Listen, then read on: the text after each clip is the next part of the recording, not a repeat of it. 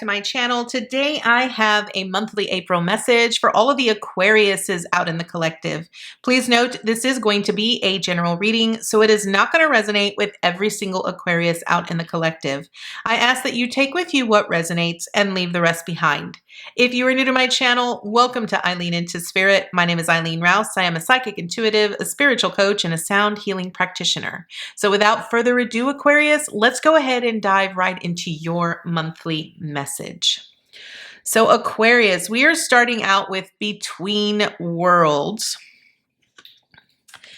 Crystals, focus. Okay, so I'm going to tell you, Capricorn just had this card at the heart of their reading. So if you have Capricorn in any of your top three, you're going to want to take a listen to that message. And last but not least, we are going with go with the flow, relax and trust, and accept what is happening. Okay. I'm going to just dive right in here, Aquarius, because Between the Worlds is ultimately, it's basically talking about you. I'm really looking at this as you transitioning from 3D to 5D. It's like you're going, you're basically have one foot in the old world and one foot in the new world. And this is really about making a transition of some sort. Now, it is, Between the Worlds is really about transitions. It's about not being out of one situation, one circumstance, one relationship, one experience, and fully engaged in another. And it kind of feels like it's a no man's land, but it is temporary. I do want you to understand that it is temporary. So here's how they're wanting you to address this no man's land, okay? You're really needing to focus on one thing at a time, whether that's one circumstance, one event, one relationship, whatever it is that sort of feels disruptive in your life is what you're needing to really focus on. Understand that what you are experiencing right now in this Between the Worlds will often feel like resistance to you. It'll feel like you're going against the grain. But what you're really needing to do is just relax. Relax and trust the process, because this is a process. And I'm going to say that it's almost like an alchemical process. So it's important for you to just accept what is currently transpiring and understand that it is transpiring the way that it is meant to, because you can't really fight it. Okay. It kind of almost reminds me of the Wheel of Fortune. The Wheel of Fortune is constantly moving, right? And we can't really stop it. We can't wield it. We can't, prevent it from moving in one direction and trying to turn it in another direction. We kind of have to go with the flow. We have to allow it to flow the way that it is flowing. And we have to sort of find balance in that flow. Okay. So let's go ahead and dive right into the tarot here, Aquarius, for you so that we can get a better understanding of what you can expect this month. So you're starting off with the King of Pentacles. This is a great energy to have, Aquarius, because the King of Pentacles is basically wanting you to understand that you have the resources you need in order to sort of steer yourself in whatever direction your life is currently going in. It's about making the most of your assets, okay? So reminding yourself that any experience that you have had has taught you something. You've learned something from relationships, from people, from situations and circumstances. And all of that experience is now able to guide you. It provides you with the knowledge and the wisdom that you need in order to find that balance in the flow. It's also important that, because you're sort of like in this transitionary period, it sort of feels like you're taking a leap of faith. It feels very risky and like there's no net to catch you as you make this leap. But understand that you sort of need this experience because you're leaving one world behind so that you can transition into a new world, right? With different experiences. I feel that ultimately this month is really about you finding balance. I feel like this month is really going to be a challenge for you, Aquarius, but you're really needing to find the balance.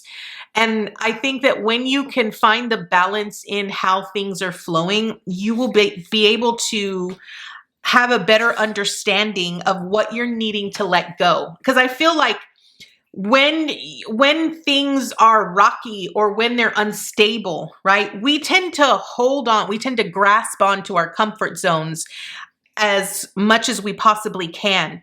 And we end up making that a priority. And the 10 of Wands is really about letting go of responsibilities that are not ours to be carrying. Okay.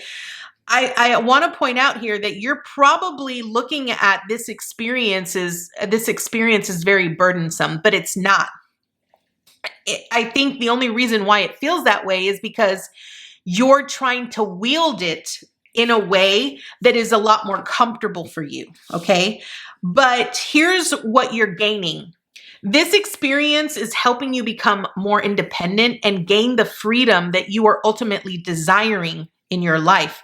This could be in finances, this could be in relationships, this can actually be in things that make you feel strong and independent.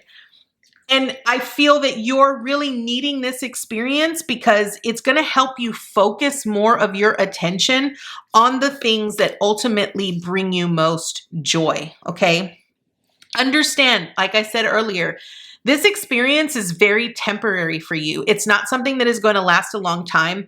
This is the last phase of shadow work, I guess you could say, that is ultimately transpiring for you because all of those fears and anxieties are now coming to the surface and they're wanting you to focus on them and find the balance. Accept it, okay? I think a lot of times when shadow work comes up, people tend to run from it so hard because they're so afraid of what they're going to find.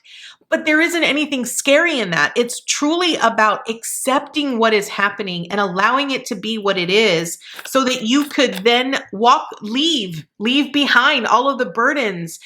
The burdens here are ultimately the fears and the anxieties. That is ultimately what your burdens are. Your burdens are all of these anxieties that have sort of been lining up for you little by little. And I think the more attention that you put on those fears and those anxieties, the more real they become to you. But the truth is, they're not. So here you have the Two of Wands in reversed.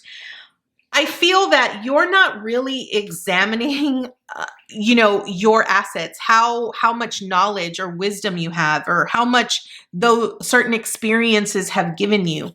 I don't think you're really looking at that very closely, and you're kind of feeling like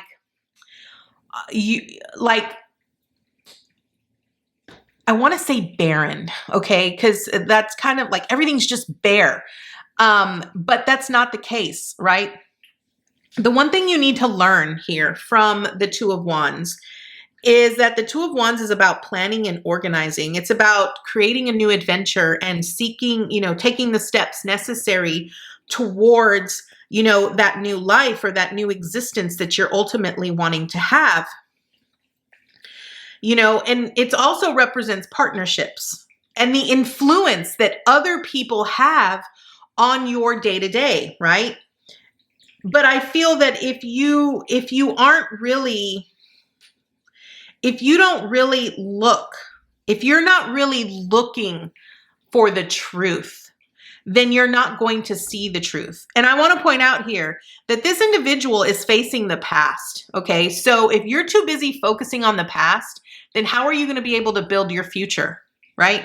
The Empress is about understanding that life is abundant, right? And understand that I always look at positions. So this person here on this Two of Wands is facing the past, and it's not recognizing that what is laid out before them is abundance, that there is so much there available to them. So this is what you're really needing to see. You're needing to see that there is so much more available to you, but if you're not willing to see it for what it is, if you're not willing to accept it for what it is, then how are you going to be able to create the life and dream that you desire? right? With the Knight of Pentacles here, it's really about being consistent. The amount of, how much energy, how much effort are you putting into the goals or the life or the dream? How much action are you putting towards that? Are you really putting forth a lot of effort and energy in it? Or is your heart in it? Do you feel like inspired by it? Do you feel motivated by it?